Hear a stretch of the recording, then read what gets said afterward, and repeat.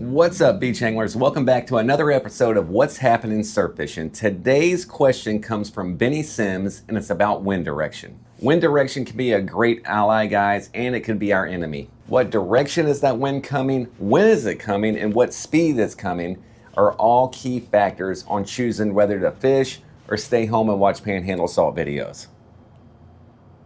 Once Benny asked this question, I dove into some research. I have a good idea of when to go fishing and when not, depending on wind direction, but I really wanted to give you guys more. So I dove into some research that deals specifically with the Gulf of Mexico and specifically with our surf zone.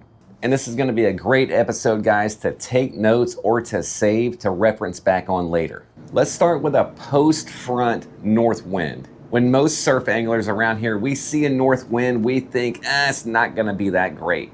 Or depending on time of the year, a north wind can provide great opportunities for sight casting, especially in the summertime. But that first 6 to 12 hours of that front can be magical, guys, especially in fall condition because of water temps. That first 6 to 12 hours of a cold wind, right, it's coming out of the north, that can activate fish. More importantly, predator fish, because of the cooling waters and the pressure changes. So depending on your time of year, spring, fall, when we have a cold front coming, guys, if you can hit it right in the beginning, you are probably gonna have a great day out there on the surf. Now, what are some scenarios that'll stop that, right? The cold front starts at 8 o'clock at night. So the cooling of the water and the pressure changes is happening basically when we're sleeping. But if you keep up with that, right, you can spot one of those coming a few days out. And if it's in that range of where you would be fishing, fish it.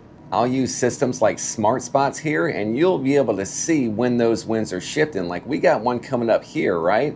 Because we have an east-southeast wind. This was at 12 a.m.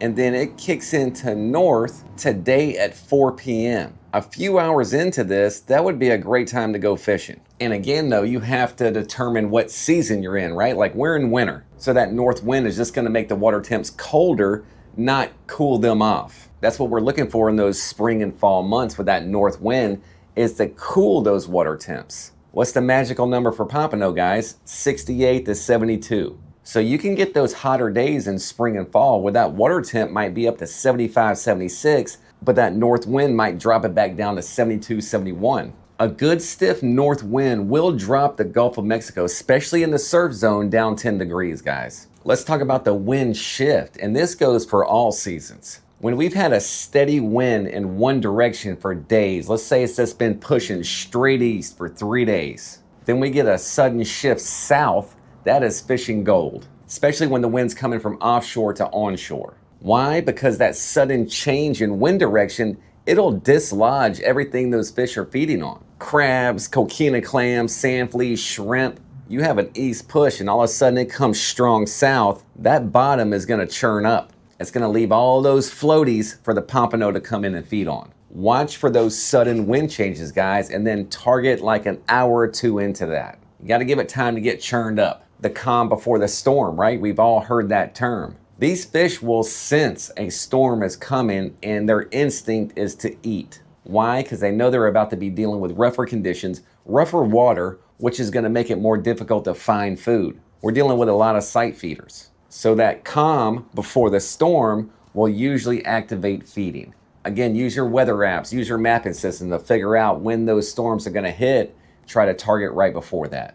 A light southeast wind in the morning is money, especially if that wind is building over time. You're gonna have just enough chop to keep everything moving, the waters aren't muddied yet, your bait and your tackle will be concealed better, meaning that light movement and that rustling of the bottom will camouflage it. But as those winds start getting heavier and heavier throughout the day, the water's gonna start getting muddy. So you hit those light 5 to 10 mile an hour southeast winds in the AM that are building, that's a great time to go fishing. So let's talk about when wind like kills the bite. That's just as important as turning it on.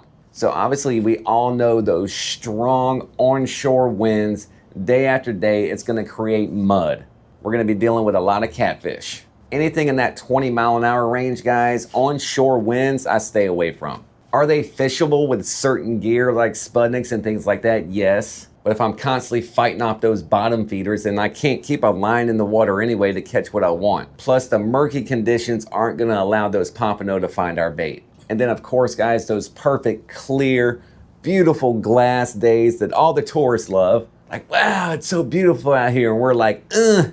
Those are gonna make for super hard days, guys, because the fish are just super spooky. There is no movement. They see everything. They see us on shore tromping around up there. Those are by far my toughest days surf fishing. Zero movement, crystal clear water. I stay home. But again, this can give you opportunity for sight casting, especially in the summer months again. But those fish are still spooky, right? Just because you can see them and you can put a lure by them doesn't mean they're gonna bite. My buddy Larry Grossman has great success during those days, but he uses fly. So if that is a skill that you have, those could be great days for you if you're a fly fisherman, because you're presenting very small, invasive baits. You're not slinging a 3-ounce plug out there and ripping it across the water.